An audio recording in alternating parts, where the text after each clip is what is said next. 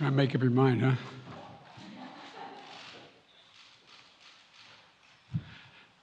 Well, good afternoon. Yesterday, Vladimir Putin recognized two regions of Ukraine as independent states. And he bizarrely asserted that these regions are no longer part of Ukraine and their sovereign territory. To put it simply, Russia just announced that it is carving out a big chunk of Ukraine. Last night, Putin authorized Russian forces to deploy into these regions. Today, he asserted that these regions are actually extend deeper than the two areas he recognized, claiming large areas currently under the jurisdiction of the Ukrainian government. He's setting up a rationale to take more territory by force, in my view. And if we listened to his speech last night, and many of you did, I know, he's setting up a rationale to go much further. This is the beginning of a Russian invasion of Ukraine, as he indicated and asked permission to be able to do from his Duma. So let's begin to, I'm going to begin to impose sanctions in response far beyond the steps we and our allies and partners implemented in 2014. And if Russia goes further with this invasion, we stand prepared to go further as with sanctions.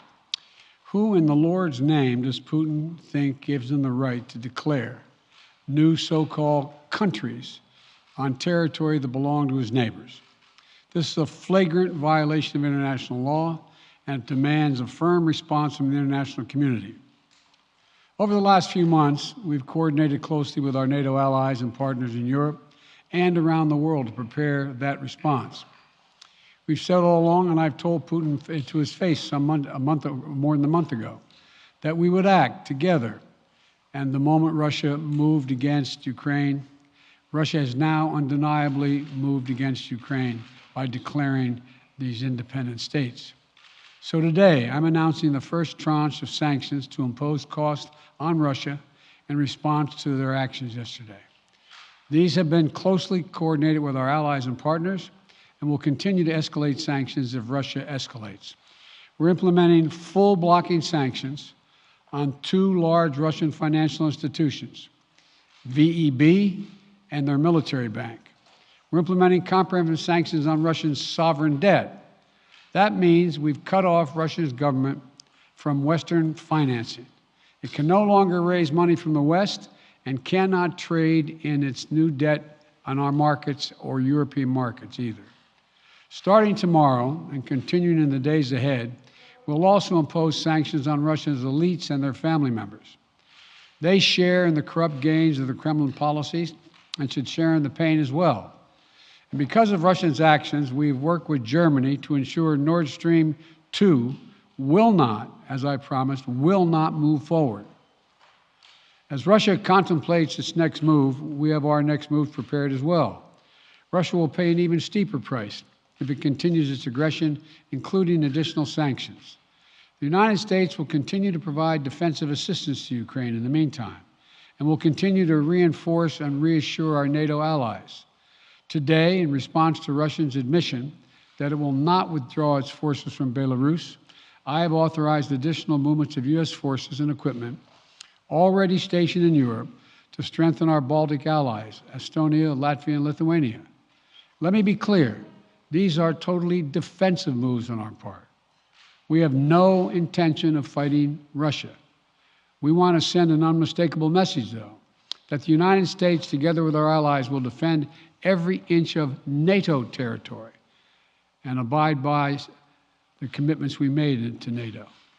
We still believe that Russia is poised to go much further in launching a massive military attack against Ukraine.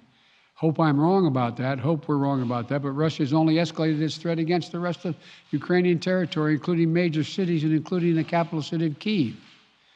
There are still well over 150,000 Russian troops surrounding Ukraine.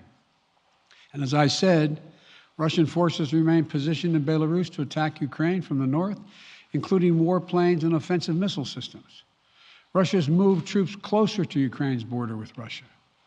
Russia's naval vessels are maneuvering in the Black Sea to Ukraine's south, including amphibious assault ships, missile cruisers, and submarines. Russia's moved supplies of blood and medical equipment into position on their border. You don't need blood unless you plan on starting a war. Over the last few days, we've seen much of the playbook that Secretary Blinken laid out last week in the United Nations Security Council come to pass. A major increase in military provocations and false flag events along the line of contact in the Donbass. Dramatically staged, conveniently on-camera meeting of Putin's Security Council to grandstand for the Russian public. And now, political provocation of recognizing sovereign Ukrainian territory as so-called independent republics in clear violation, again, of international law. President Putin has sought authorization from the Russian parliament to use military force outside of Russian territory. And this set the stage for further pretexts of further provocations by Russia to try to justify further military action. None of us should be fooled. None of us will be fooled. There is no justification. Further Russian assault in Ukraine remains a severe threat in the days ahead. And if Russia proceeds, it is Russia and Russia alone that bears the responsibility. As we respond, my administration is using every tool at our disposal to protect American businesses and consumers from rising prices at the pump. As I said last week, defending freedom will have cost for us as well and here at home. We need to be honest about that.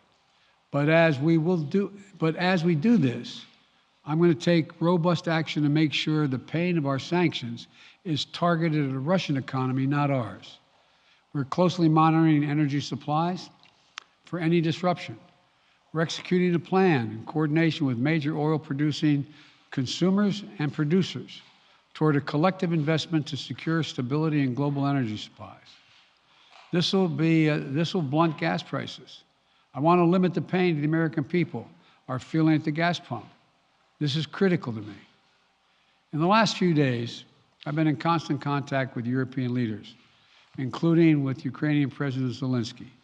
Vice President Harris met in person with the leaders in Germany over the weekend at the Munich conference, including President Zelensky.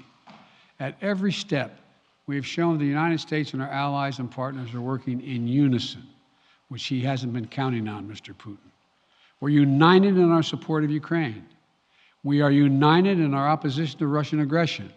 And we're united in our resolve to defend our NATO alliance.